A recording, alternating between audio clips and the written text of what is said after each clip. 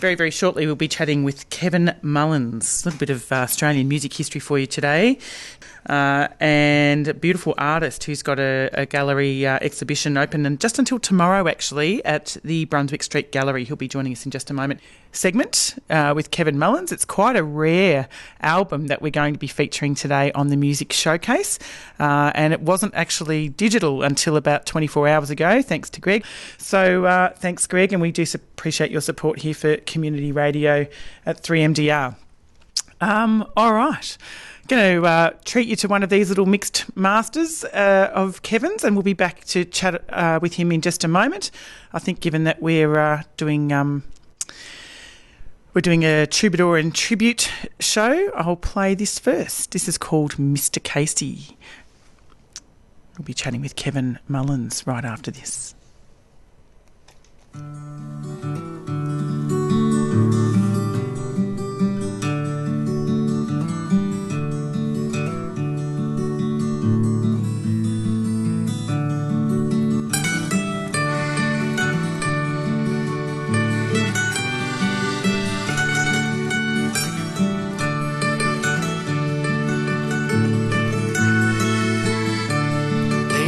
Mr. Casey,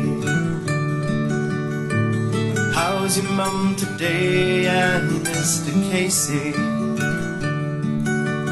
is she gonna be okay? And have you seen the Cracker Boys play? Hey, Mr. Casey, tell me what do you say? Hey, Mr. Casey, do you miss the old red train? And Mr. Casey, is the game still the same? And what's it like when you get old? I've heard it's tough. Yeah, that's what I've been told. I know it's rough. That's what I've been told.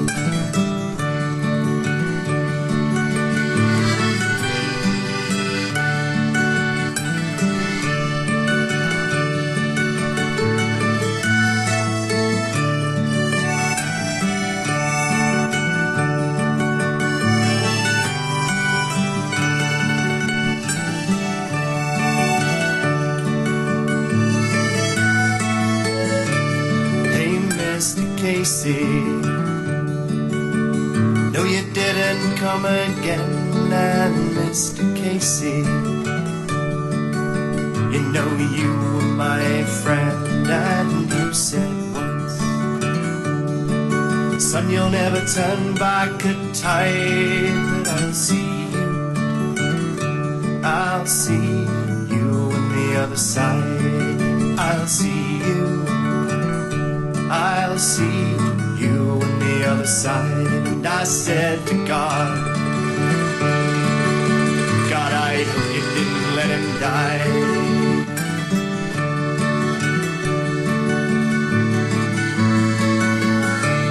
Hey, Mr. Casey, oh, how's your mum today? And Mr. Casey, she gonna be okay? And what's it like when you get old? I've heard it's tough. At least that's what I've been told. I know it's rough. Yeah, that's what I've been told.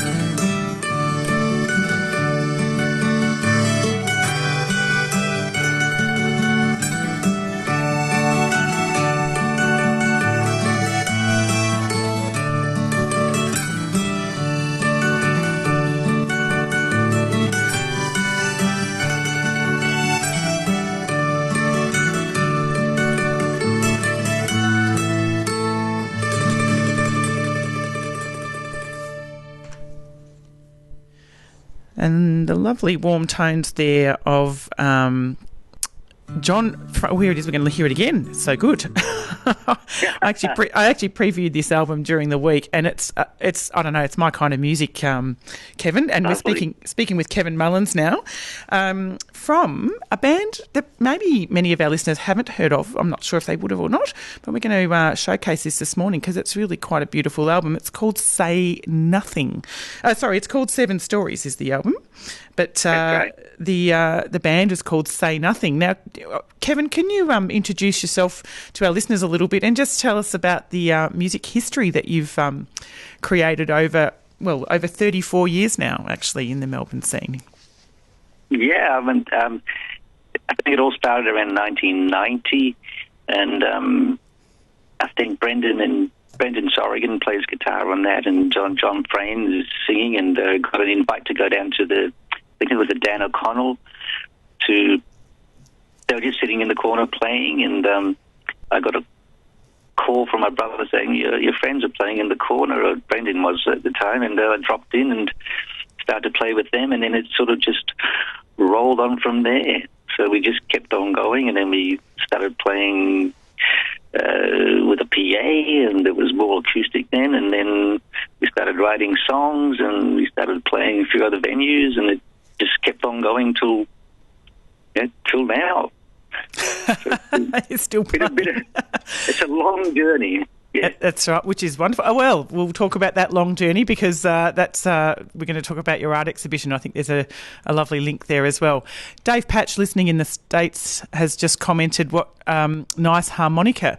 Was it harmonica or was it an accordion?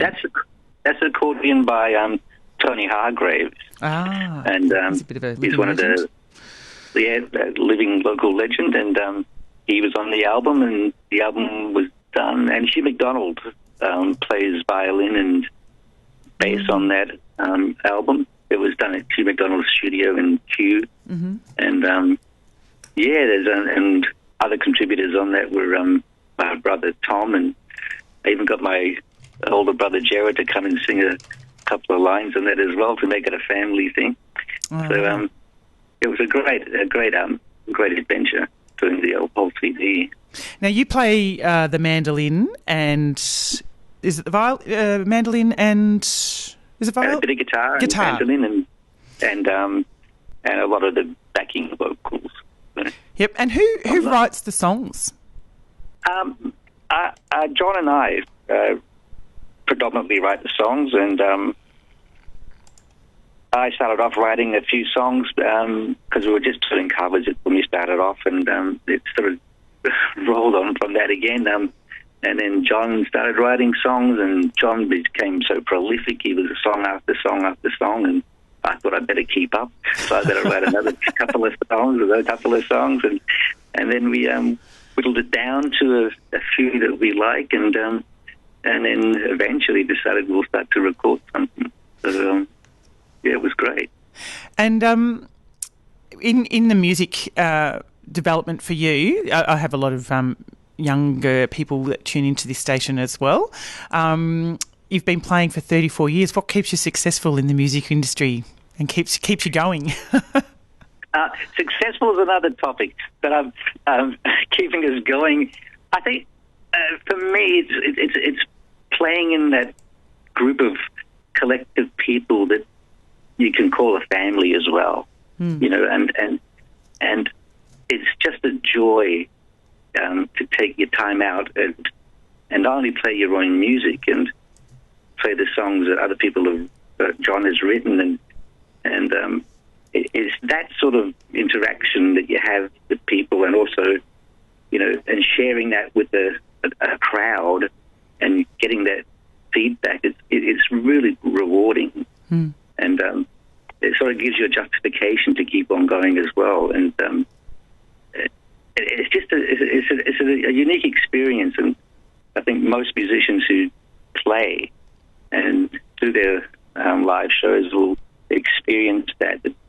Once you get that sort of appreciation coming through, it sort of inspires you to keep on going with that. So we kept on going so far. Now, I've got a track here called The Rainmaker, which I think Greg actually requested to play. And I think it's quite, I don't know what the backstory of is, but you can explain it to us. But given that today is an absolutely, totally rainy day up here in the hills, it seems to be appropriate to play it as well. Do you want to talk to us a little bit about this track, and we'll give it a spin? Yeah. The Rainmaker, it's an interesting song because I was in Donegal in Ireland, and I was travelling with Brendan Sorrigan from the band and Martin Manel from Sydney, another musician. And we were playing a little pub called, it was Casey's in Donegal, and I dropped in early one day, and there was just a man in the corner. He was an elderly gentleman, and it's just one of those things you catch out of the corner of your eye. I saw like a teardrop fall into his glass as he was drinking, and it sort of set me off on I used that as a building block for a story to resolve, to develop around it. And I didn't know him. I didn't, I said hello and walked away, and that visual image stayed with me. So I wrote a song around that visual image, which relates to the art as well, because I paint quite, built upon a certain image, and I develop it from that. So, and it sort of became this sort of a lament, but also a creative adventure by building things around a simple event that was only momentarily, but you develop as you go along. So we'll see how we go with it anyway. Beautiful. Let's have a little listen, and we'll be back right after this track. This is called The Rainmaker. We're chatting with Kevin Mullans from Say Nothing.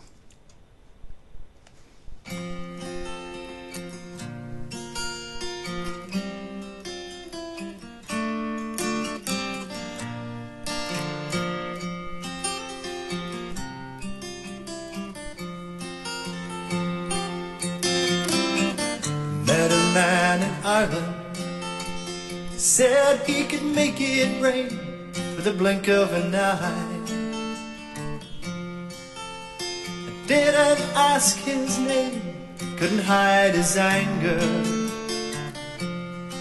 He lost a secret long ago, trying to pluck from a shadow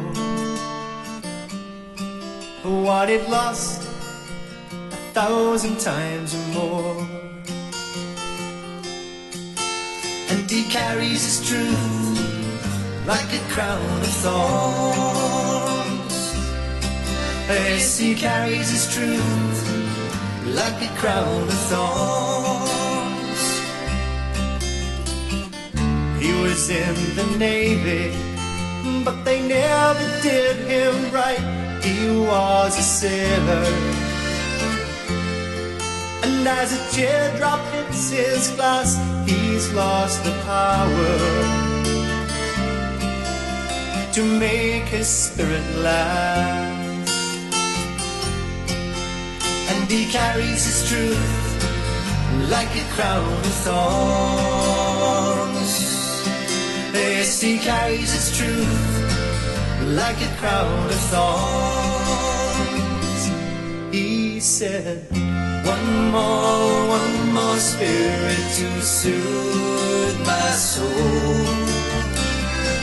One more dream and I'll be gone.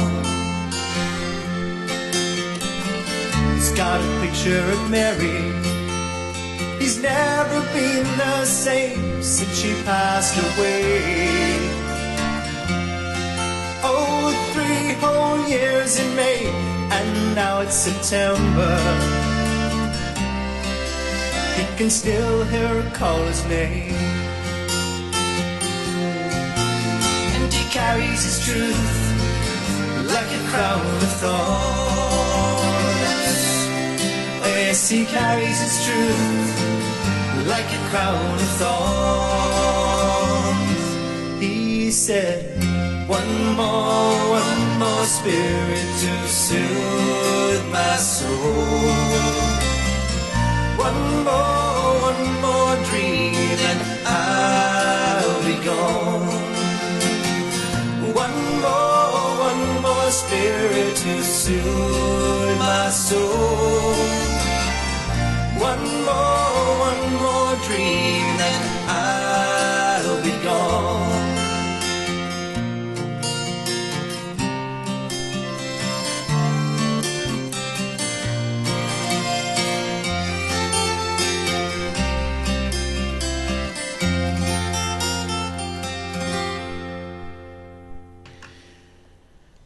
What a gorgeous tune, and what an amazing voice John Frayne has, Kevin. Yeah, he's got this beautiful timbre to his voice, and it's one of those voices that you could recognise. As soon as you hear the first note, you know it's John Frayne. If you're listening to a song by Bruce Springsteen, you know it's Bruce Springsteen, or Dylan, you know it's Dylan, and you can hear John as this beautiful tone that he has, and my brother Tom's similar. Beautiful voice. You hear at the first note, you know it's Tom Mullan singing, and I really like that sort of thing. Yeah, it's a very distinctive voice, and as I said, I listened to every track on the album this week, and I just love that tone. It's really fantastic. And John, he was a school friend of yours, was he? No, Brendan was, and Brendan. I met John through Brendan at the Dan O'Connell, and we moved on to the Lomond for about 8 years, and then 100 other pubs after that, and country ventures, and yeah, it has been a wonderful journey with these people, and playing with such talented people as well is just a great joy. Mm-hmm. Now, you were telling me that during the week, because we came to see your exhibition, let's have a chat about that for a little bit, and then we'll come back and play. What was the track we were going to look for? I've just got to find it while I get it sorted. I'll Leave It All Behind. Yes. Now, is that related to the exhibition in some way? Totally separate. It actually is. It is in a way. The song itself is about myself as a child leaving Scotland with my parents and coming to Australia and seeing it for the first time, and seeing almost the fear in their eyes as they get off the plane at 45 degrees, and that relates to my artwork as well, because I'm trying to link up my Celtic Australian heritage and my place in recognising that, but also recognise that I walk on Aboriginal land as well, and balancing that out so that it has a strong connection to the artwork as well. Now, the artwork, which we were privileged enough to come and see with yourself, good host, showing us around, it was wonderful. You had an opening a couple of weeks ago that went extremely well. Yes, it was great. Yeah. And it's in the Brunswick Street Gallery. And to describe the art, if people hop onto the Brunswick Street Gallery, if you're having a nice cup of tea and you've got your iPhone or your iPad or whatever, your laptop in front of you, have a little Google while we're talking so you can see that the artwork that we're talking about. Yeah. It's and you know, I think the exhibition is actually open until tomorrow, isn't it? I think it closes tonight. I think about 6 p.m. I think tonight. Oh, it's tonight. I think it's the last day tonight. Right. The show was called. I had 2 titles for the show, but I stuck on this one. Lust Began Their Longest Journey Together is the title of the whole exhibition, which relates to, I guess, as a like most artists or musicians or creative people, once they find that creative venture that they have, they travel with it for the rest of their lives. It becomes that partner that they walk through life with. So when it says thus began their longest journey together is something I'm relating to about the concept of art and myself and how we travel together. But you'll never be alone when you've got that with you. So and it's also a line from To Kill a Mockingbird by Scout before they go into the forest, and it implies something's happened on that journey. But if you just said thus began our journey together, it doesn't imply anything, but to imply that their longest journey together, that something happened on that journey. So that's a bit like painting. Something's always happening as you progress and you move along and you develop, and it's always changing. So that journey becomes something quite profound over a long period of time. I love the colours in your artwork. They just pop off the canvas. But it's sort of a surreal artwork. How do you describe your style of art? I call it a sort of a personal mythology, and it's like I create these little images or figures that usually anthropomorphic in a sense, where there's a human figure with an animal head, and I fixate on those things, and I draw multiple of them, but I pick ones that resonate with me, and I develop them with other figures side by side, and somehow they don't tell a narrative, but they imply a narrative. And so the great thing about that is that people look at them and they don't understand exactly what's going on, and they're probably not supposed to, but they do find it familiar for some reason. It's always at arm's length, but they still find something quite strangely familiar with it all. And there's that tension that lies in that, which is really quite magical. So, and it's a slice of something. It's a momentary capture of something, and the songs can do that as well. So you have motives that sort of keep popping up in the paintings. They sort of all seem quite thematically linked. I'm hoping your works will be presented or bought up by, an Australian gallery where we can see them forever. In fact, actually, Greg and I were discussing that we thought that you should be in the Mona in Tasmania. I think your work's very deserving.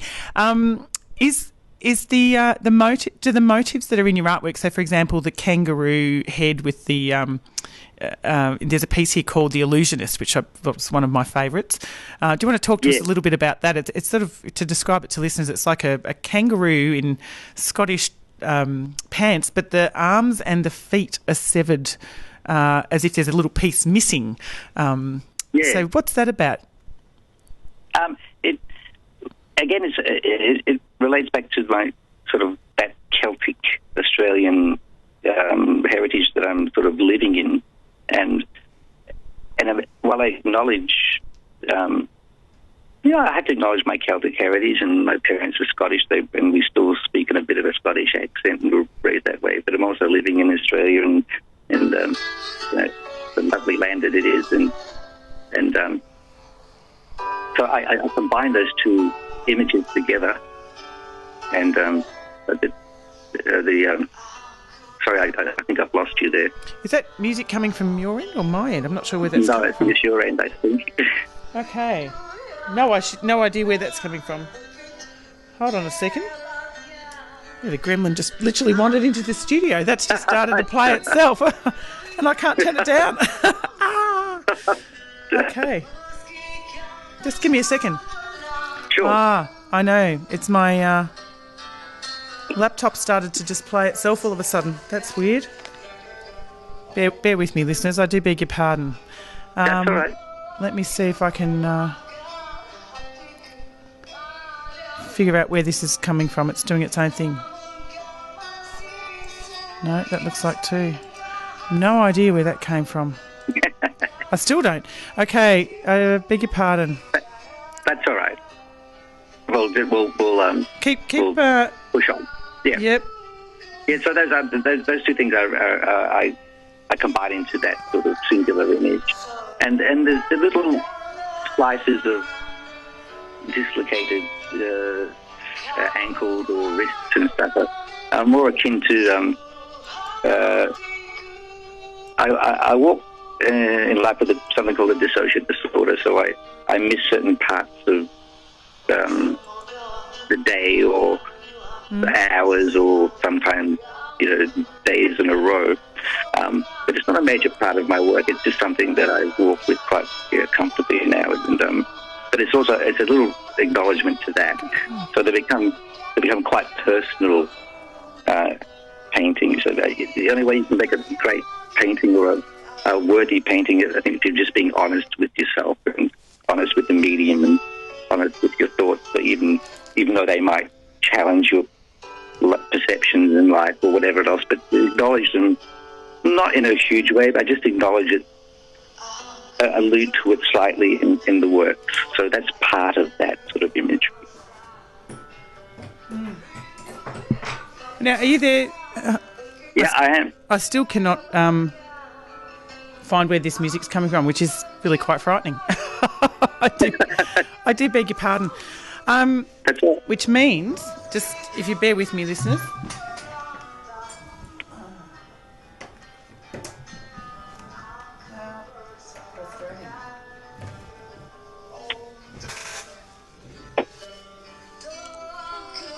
Just bear with me. Sorry, guys. Sounds like it's coming. There we go. Finally. Right.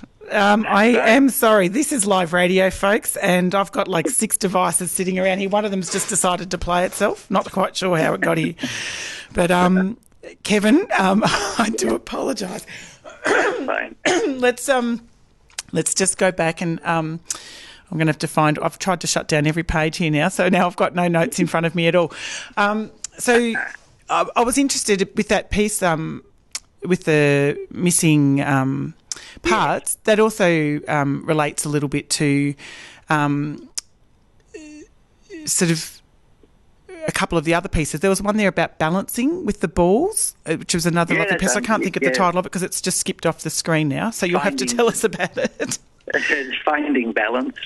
There's a strange character balancing on one foot on a ball and balancing other balls in his hands and smoking a cigarette, and as he's balancing on a cliff top, that's about finding balance, and I don't think art has to be, grand every time you're attempting to do something. It's just, if you stick to the honesty of it and interpret it in small factions and small ways, it becomes quite powerful if you can isolate something quite, distinct or interesting. So, that's just about finding balance. And there's a great sunrise behind him, but could also be a bomb going off. The interpretations could be left open. They're stunning. Yeah. They're all stunning paintings. When did you discover that you had a talent for painting the way that you do? Well, I'm painting. I didn't start painting until I actually went to art school. I got into art school by a series of drawings, biro drawings, which some of the biro drawings are still going, and there was some at the exhibition. When I started painting, I was terrible at it. I didn't know what to do with it, but I fell in love with it immediately. Just the medium and the fluidity of it, and the colours, and I got so involved in it that it absorbs you, and so I've stuck with the painting, and it's a wonderful process. It's a cathartic process, and I'm sure every other artist out there, in whatever discipline they do, finds that process, again, such a part of their life that they do continue on with that longest journey with that in their hands and as their partnership, and it become their friend, and it can become their enemy when it doesn't go right, it's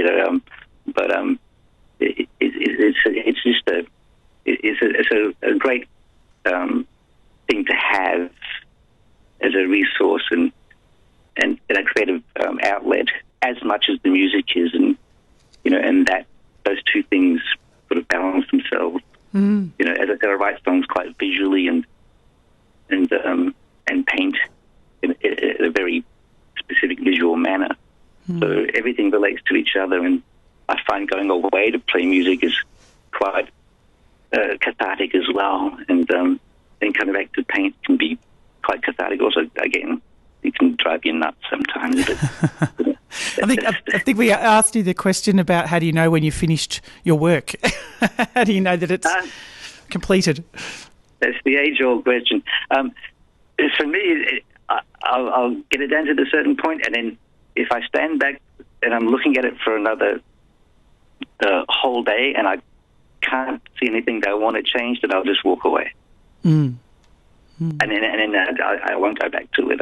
I just think if I can't find anything over the next 24 hours, then I'll just leave it as it is. We're almost out of time. And look, I do beg your pardon about today's interruption to the interview.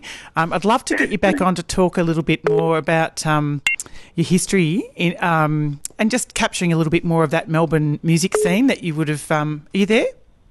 Oh, yeah, absolutely, Yep. We played some wonderful musicians playing along with us, Hugh McDonald and Greg Hunter as well, and Ken Maher and Tony Hargraves, my brother Tom and my brother Des played it sometimes. So it's just been a wonderful adventure. Yeah. Greg's just saying here, playing original songs with people connects you forever as a player. And I think that's absolutely very true. So would you like to tell us a little bit about this piece, Leaving It All Behind? You did mention that it refers to your Scottish roots. Yeah, it is. I wrote it, and again, there's just one sentence that my dad mentioned once. He about coming from the northern part of the world, and then looking at them and their history and the struggles that they had coming here, and then bringing us along with them. And this song sort of tries to encapsulate all that from the child's perspective. And and that sort of relates to my artwork in terms of being that Celtic Australian and resolving those things in my head. So it is what it is. It is. It's a fabulous art exhibition, and congratulations on the work. All produced during COVID, wasn't it, actually? Yeah, just all over the last 2 years and 2.5 years, maybe 2 and a bit years, yeah. Yeah, so it's a lot of work. Incredible body of work. And if you are listeners anywhere near Brunswick Street Gallery, I think it closes at 6 p.m. today, but you can actually get along and see Kevin's work along with some other artists that are on the various floors there. It's a great place to go out and eat as well. So that closes at 6 p.m. and it's called Thus Began Our Longest Journey Together. Thank you so much. No, it's been lovely to have you on. And when will we get to hear you play live around Melbourne again? Where are you? Have you got some gigs planned? And nothing is yet. I think we've got one coming up with my friend Tony Ledden and Melissa Goetz and my brother Tom, and Say Nothing will pop up again somewhere, probably down at the Drunken Poet, because we've played there a few times. Mm-hmm. So we'll keep you posted. Thanks so much. All right, Kevin, thanks for joining us this morning. And we're going to have another listen to Leaving It All Behind, which unfortunately is not available yet. Or have you still got CDs available for sale, or are they? Maybe we can work on something like that. So I'll look into it. Yeah, some music. How you release this music? Now we've got it in digital format. We can certainly upload it to the OT system here at 3MTR to get a bit more play. And it's an album. It's a really beautiful album. Kevin? Yeah, I'm very proud of it.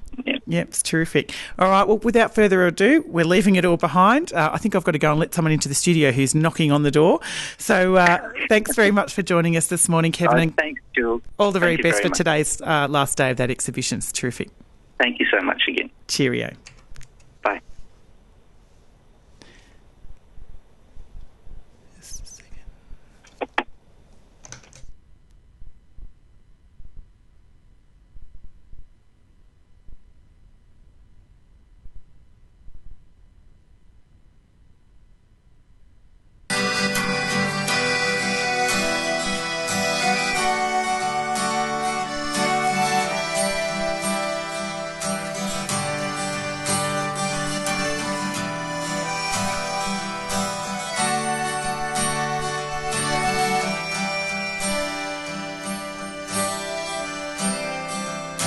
Packing up, moving out. You got 4 small kids and a nervous smile.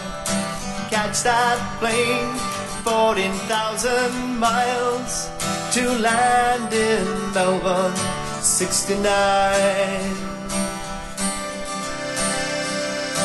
40 degrees, it's a burning land. Why are we here? I don't understand. No gas. guarantees in a foreign land. You live by your wits and your father's hand. Sacrifice by sacrifice, I saw my father's hard work in my mother's eyes. 40 degrees, it's a burning land. Why are we here? I don't understand. Leaving it all behind. Leaving it all behind. Leaving it all behind. Leaving it all behind.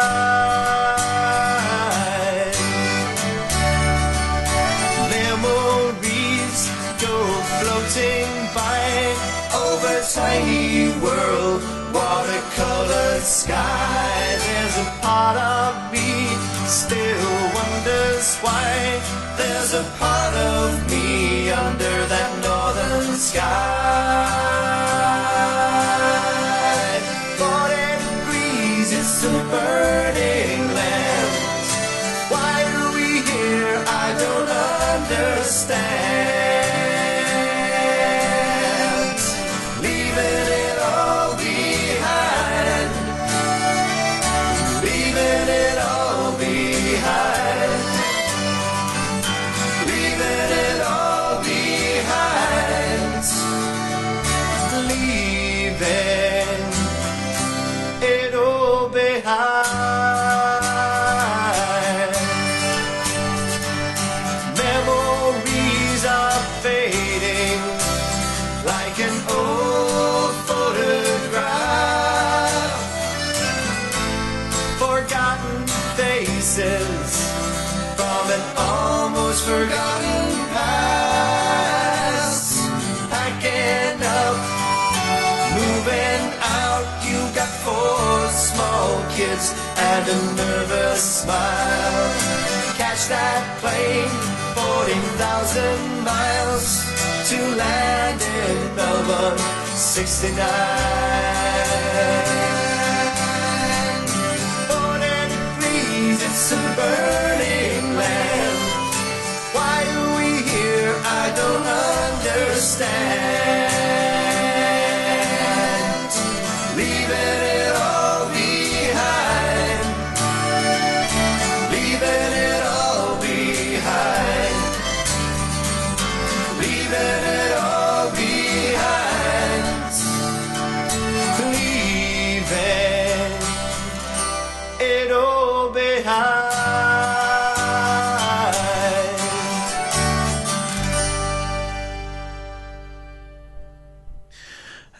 Beautiful album there called 7 Stories. We only wish I could point you towards a link to listen to all of it, but I'm going to feature a few more songs over the next couple of weeks from that album. It's absolutely gorgeous. 3MDR. This has been a difficult year for us all, and community radio has never been more important.